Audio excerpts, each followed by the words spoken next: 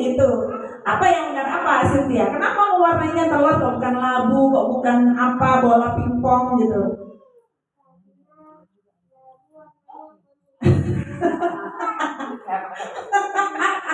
Karena labu warnanya kuning. Kenapa? Angel tahu nggak? Hah?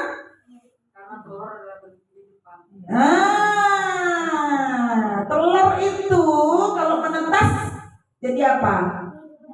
Kehidupan yang baru. Betul, telur itu lambang awal kehidupan. Nah, itu maknanya Paskah. Betul, pintar Cynthia. Ya, kenapa warnanya telur? Karena kita ingat bahwa kalau Paskah, kita merayakan Paskah, Tuhan Yesus mati bagi kita dan sekarang bangkit. Itu artinya Tuhan menciptakan sesuatu yang baru. Dan Tuhan juga menginginkan hidup yang baru dari hidup kita. Hidup yang baru yang bagaimana sih yang Tuhan mau? Hidup yang bagaimana? Kalau orang Kristen hidup yang bagaimana? Apakah cukup cuma baik? Apakah cukup cuma tidak melanggar hukum? Apakah cukup cuma ke gereja? Apakah cukup dengan mengikuti kegiatan-kegiatan rohani atau aktivitas gerejawi, atau kita cukup dengan program-program memperbesar gereja? Apakah cukup dengan itu?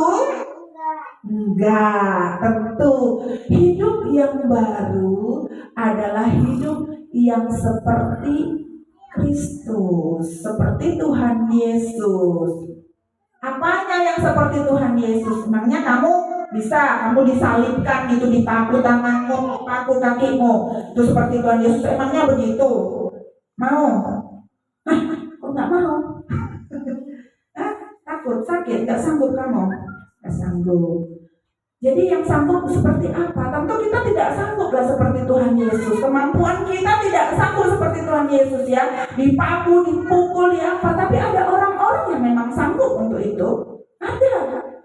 Ya, bahkan lebih dari Tuhan Yesus. Seperti contohnya Petrus yang disalib terbalik, kepalanya di bawah, kakinya di atas. Iya, dia sanggup.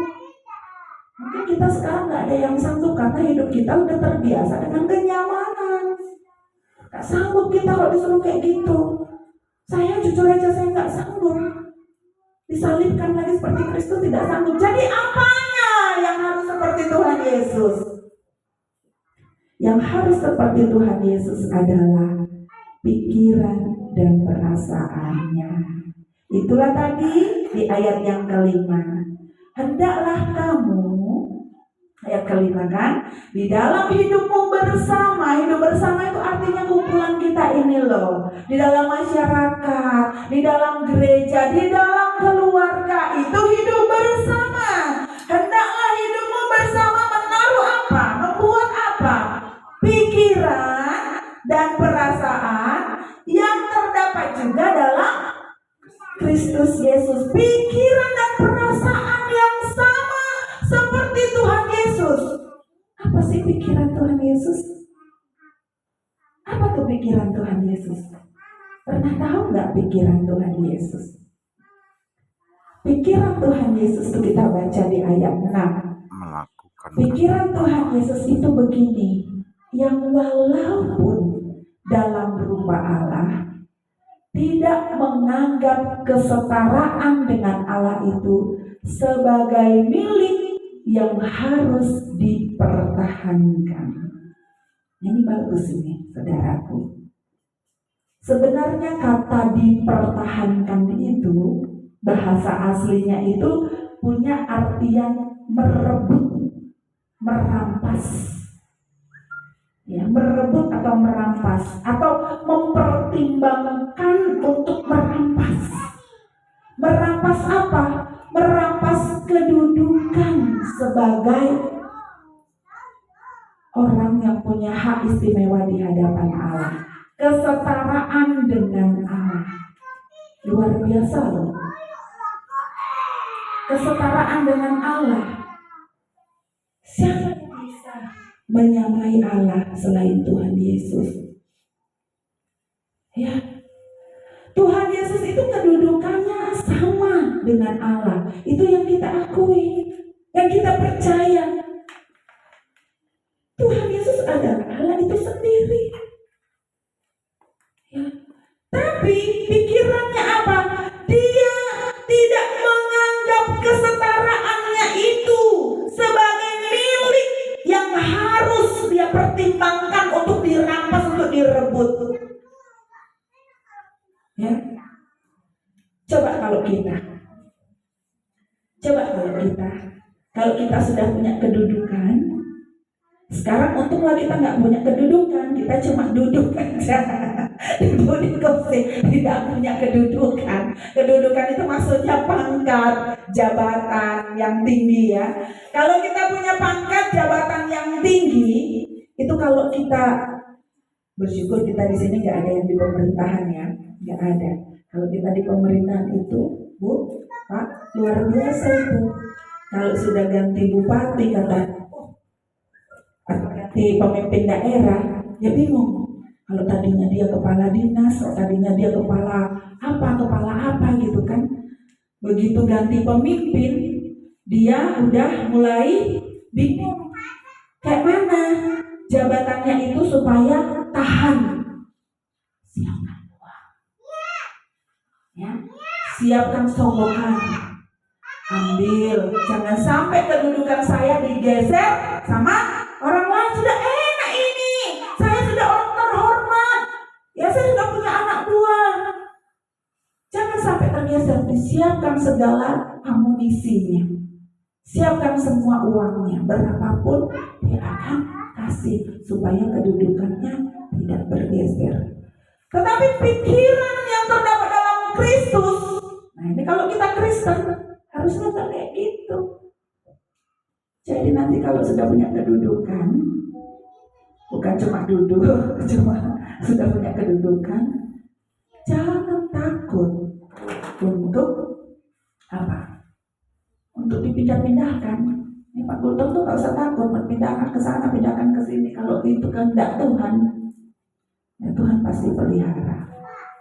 Ya, pikiran dan perasaan Kristus, dia nggak perlu tuh kesetaraannya, kedudukannya yang setara dengan Allah.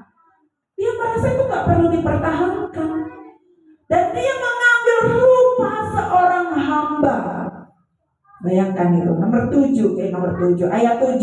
Melainkan telah mengosongkan dirinya sendiri, kosong, tidak ada lagi yang disisakan, dan mengambil rupa seorang hamba dan menjadi sama dengan apa?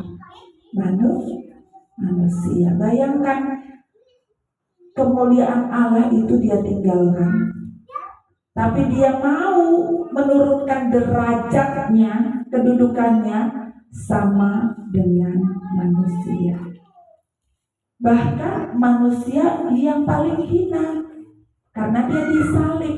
Salib itu adalah lambang kejahatan.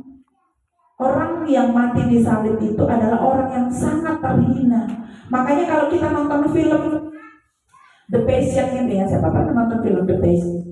Ibu pernah tuh? Saya nggak kuat nonton itu. Terus berapa kali kalau nonton itu tetap teriris-iris hati. Aduh, merasa kali orang berdosa, merasa kali tidak layak. Ya, kalau kita nonton film The Passion, kita nonton sama-sama. Kemarin saya mau coba di laptop kan, ternyata laptopnya nggak sanggup untuk Netflix. Jadi saya nonton sendiri aja di apa, kalau sudah bisa di laptop kan bisa di layar ya, supaya kita bisa nonton bersama gitu. Jadi kalau kita nonton film The Passion itu kan ada satu adegan bahwa Yusuf Arimatea, bukan Yusuf, siapa namanya? Iya, Yusuf Arimatea memikul salib, Yusuf Arimatea. Karena di situ nggak disebutkan namanya di Netflix, saya lupa. Jadi Yusuf itu sedang lewat, Tuhan Yesus sudah keberatan mikul salibnya kan, sampai terjatuh-jatuh gitu, sampai dia nggak kuat lagi, sampai kepala pengawalnya bilang, kamu nggak lihat ya ini udah nggak kuat lagi. Terus pengawal-pengawal masih tendangi dia, masih ejek-ejek dia, masih pukul lagi kan. Akhirnya dia lihat, di lewatlah si Yusuf Arimatea ini, terus pengawalnya bilang, kamu aja yang bawa ini, bawa salib ini, kamu bantu bawa salib gitu kan. Dan saya melihat di situ si Yusuf ini jadi ketakutan. Oke, aku bawa salib, tapi bukan aku ya yang disalibkan ya, bukan aku ya, tapi orang ini yang salib ya, aku cuma bawakan doang ya. Dia sampai seperti itu, sampai jelaskan ke semua orang bahwa bukan aku loh yang disalib ya. Artinya apa? Hukuman salib itu hina sekali. Zaman itu hina, itu penjahatnya yang paling jahat. Itulah yang disalib. Walaupun tidak ditemukan kesalahan pada Tuhan Yesus. Disidang oleh Pilatus tidak menemukan kesalahan. Pilatus bilang ke Herodes juga tidak menemukan kesalahan Yesus. Balikkan lagi ke Pilatus, juga tidak ditemukan kesalahan. Tetapi orang meminta dia disalibkan. Sampai dibujuk loh sama Pilatus. Tuh saya ingat adegan itu, Pilatus membujuk gini, aduh ngomonglah kau, ngomonglah, aku tuh punya kuasa loh untuk bebaskan kau, aku bisa bebaskan kau gitu loh. Pilatus kan berkuasa waktu itu kan, namanya dia gubernur. Ngomonglah sesuatu, karena Tuhan Yesus diam saja. Dan apa kata Tuhan Yesus waktu itu? Kamu tidak punya kuasa atas diriku. Kamu tidak punya kuasa. Ya. Jadi Tuhan Yesus menerima hukuman itu, menerima keadaan manusianya yang akan dihukum. Nah, itu artinya apa? Pikiran Kristus itu adalah tidak menganggap dirinya penting. Tidak memikirkan dirinya sendiri. Kalau kita sebagai manusia, betapa kita ingin dianggap penting. Betapa kita ingin dipedulikan. Ya kan? Kita ingin dianggap penting. Siapa ingin nggak dianggap penting? Padahal kalau kita masih memikirkan kepentingan diri kita sendiri, itu berarti bukan pikiran Kristus. Hendaknya di dalam hidupmu bersama menaruh pikiran dan perasaan Kristus. Yang pertama, pikiran Kristus adalah tidak menganggap kesetaraannya dengan Tuhan, tidak menganggap kedudukannya, tidak menganggap kepentingannya sebagai sesuatu hal yang perlu untuk dimiliki, perlu untuk dipertahankan, perlu untuk bahkan dirampas. Enggak. Maka kekristenan itu adalah melepaskan semua. Melepaskan semua. Enggak ada yang perlu kita pertahankan. Lepaskan. Kita kan enggak mau kan? Belum mau kan kita melepaskan apapun. Kita masih mempertahankan. Terus kita mempertahankan ego kita, mempertahankan pendapat kita, mempertahankan pikiran kita, mempertahankan apa semua kita pertahankan yang berguna untuk kepentingan diri. Itu kita tuh begitu. Ya, artinya hidup kita belum baru, belum diperbaharui oleh Tuhan. Percuma kita merayakan Paskah setiap tahun kalau kita tidak punya pikiran seperti Kristus yang melepaskan apapun demi kemuliaan Bapa. Yang kedua, menaruh pikiran, tadi pikiran, sekarang perasaan Kristus. Perasaan Kristus apa? Kita baca ayat 8. Perasaan Kristus adalah dan dalam keadaan sebagai manusia. Tentu yang punya perasaan. Ya, keadaan sebagai manusia ia telah apa? Merendahkan dirinya dan taat sampai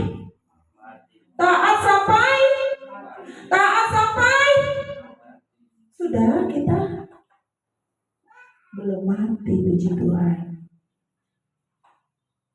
masih cuma disuruh taat, belum sampai mati. Syukur kita belum pindah alam. Syukur kita masih dikasih kesempatan, hanya disuruh taat. Kalau kita sekarang belum taat sampai mati, itulah perasaan Tuhan. Ketaatan kita itu harus sampai mati. Bahkan bukan cuma mati enak, mati di tempat tidur, mati lupa bernafas, tapi mati di mana? Di kayu salib, mati yang hina. Itulah perasaan Kristus, merendahkan diri. Itulah semua yang namanya ketertundukan, ketaatan. Pikiran dan perasaan Kristus itu satu kata, ketaatan. Satu kata, taat. Ya, hanya ada lagu sekolah minggu yang ibu ajarin itu tuh.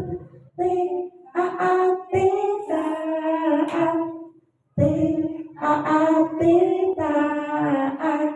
Saya mau seperti Yesus, taat.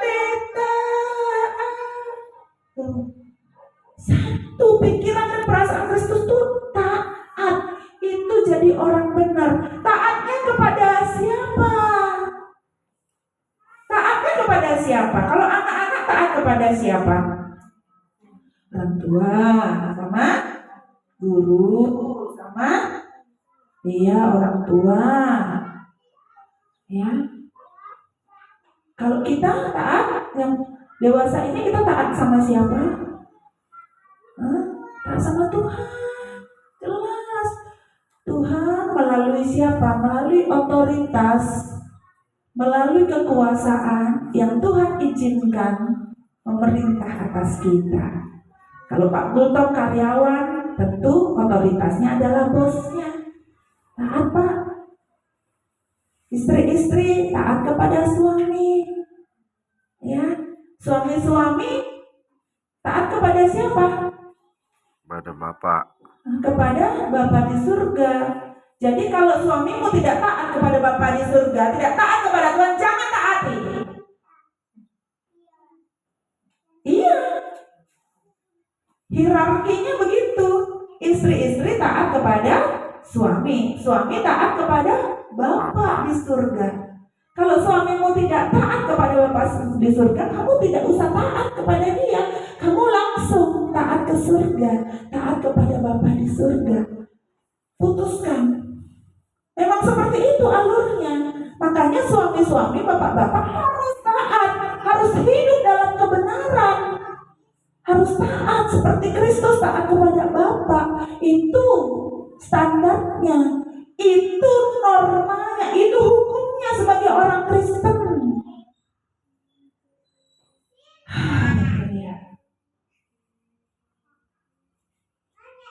Dan itulah pelayanan sebenarnya. Itulah pelayanan yang sempurna. Ya, ketaatan Yesus, ketertundukan Tuhan Yesus. Ya, itulah pelayanan Tuhan yang paripurna. Itulah pelayanan Yesus yang sempurna. Jadi pelayanan itu ingat selalu, pelayanan itu selalu saya katakan melayani perasaan Bapa. Ya, itu yang selalu saya ingatkan. Jadi memang Tuhan Yesus benar-benar, kalau ditanya, mungkin kalau sekarang Tuhan Yesus ada di sini, kalau kita tanya, Yesus sebenarnya, Yesus sanggup nggak sih melakukan apa yang Tuhan mau itu sampai disalib seperti itu, menderitanya sampai, kalau pas doa yang bikin semuanya itu kan tangannya sampai gemetar gitu kan. Saking stresnya, saking takutnya Yesus melaksanakan kehendak Bapa untuk berkorban bagi manusia itu. Ya, pas dicambuk itu, saya yang paling gak kuat itu Bu, kalau pas yang dicambuk itu kan bagus sekali pula filmnya itu ya, apanya, syutingannya, kayak mana lah dia bikin seperti betul, ya. Sampai orang Yahudi sendiri, orang Israel aja protes, kami gak sekejam itu Pun, katanya. Padahal lebih kejam, ya. Ya, gak sekejam itu, lebih kejam lagi, ya.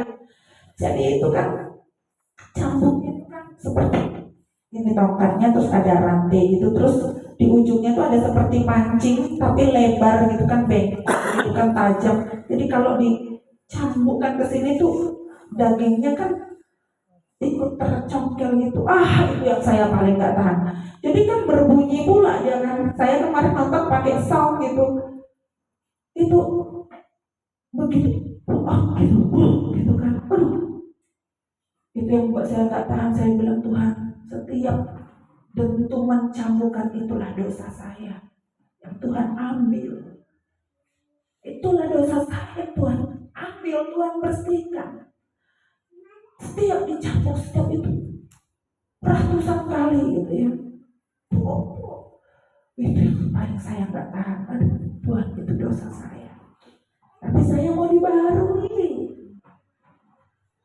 Jadi nggak cuma sedih-sedih aja mengingat kematian Tuhan Yesus ya, tapi kita mau dibaharui hidup kita ini. Ayo kita jadi manusia baru. Jangan lama-lama lagi kita pertahankan hidup kita yang gak beres, yang dulu-dulu itu enggak. Ayolah hidup baru dengan apa? Ketaatan, ketertundukan. Seperti Yesus sudah taat kepada Bapa, kita mau taat juga kepada Bapa di surga. Itu pelayanan kita yang sempurna, dan itu yang diperhitungkan oleh Bapa di surga. Itu yang diperhitungkan. Makanya kemudian setelah Tuhan Yesus paripurna, selesai, ketika disalib dia berkata, sudah selesai. Paripurna pelayanan dia dengan ketaatan 100%. Maka apa yang terjadi? 3 hari kemudian, hari ini yang kita peringati, Bapa di surga membangkitkan dia. Dan kemudian dia diberi kuasa, ya, yang ayat 10, supaya di dalam nama Yesus, haleluya, dalam nama Yesus bertekuk lutut, artinya menyerah. Tidak ada yang bisa berdiri di hadapannya dengan gagah perkasa. Artinya semua orang, semua makhluk, ya, di dalam nama Yesus bertekuk lutut. Segala yang ada di langit dan yang di bumi, nama Yesus. Makanya Jumat kemarin saya sampaikan, jangan salah pilih Tuhan. Kepada siapa kita mengabdi? Dialah Yesus yang olehnya, karena ketertundukannya, karena ketaatannya, taat sampai mati, dia diberikan kuasa di atas langit dan di atas bumi dan yang di bawah bumi. Dan semua lidah nanti mengaku Yesus Kristus, Yesus yang ini, yang kita peringati ini, ya, Yesus yang ini adalah satu-satunya Tuhan. Hanya Dia. Jadi kita nggak usah salah pilih. Kuatkan imanmu, kuatkan hatimu untuk benar-benar kita mengabdi kepada Tuhan yang ini, Tuhan yang hidup. Maka lihat, nanti Tuhan memuliakan hidupmu. Bukan hanya hidup yang di bumi ini kita tidak dipermalukan, tetapi hidup yang kekal nanti tidak juga kita dipermalukan di hadapan Bapa. Dan Tuhan Yesus mengatakan, kamu sudah taat seperti aku, wajahmu seperti wajahku, wajah batinmu seperti wajah batinku. Kamu taat. Mari orang-orang yang taat kepada Tuhan, Tuhan akan memberimu mahkota kehidupan. Mahkota kehidupan, jangan lambangkan mahkota itu. Mahkota kehidupan itu artinya kehidupanmu mulia, kehidupanmu di atas rata-rata mulia. Itu artinya mahkota kehidupan. Jangan pula Pak Gultom bilang, gak usah pakai mahkota pun gak apa-apa, karena Pak Gultom membayangkan mahkotanya mahkota itu, Mahkota kehidupan artinya kehidupanmu berada di kemuliaan, di puncak bersama-sama dengan Tuhan Yesus sebagai yang sulung dari gerejanya, dari kita. Ya, itu yang kita kejar, itu target kita, itu tujuan kita jadi Kristen. Jadi tujuan kita jadi Kristen itu harus lebih dari cuma sekedar rutinitas ini, sekedar ke gereja. Harus lebih dari itu, harus lebih dari ikut kumpulan kur, harus lebih jadi situ, harus lebih jadi pendeta, harus lebih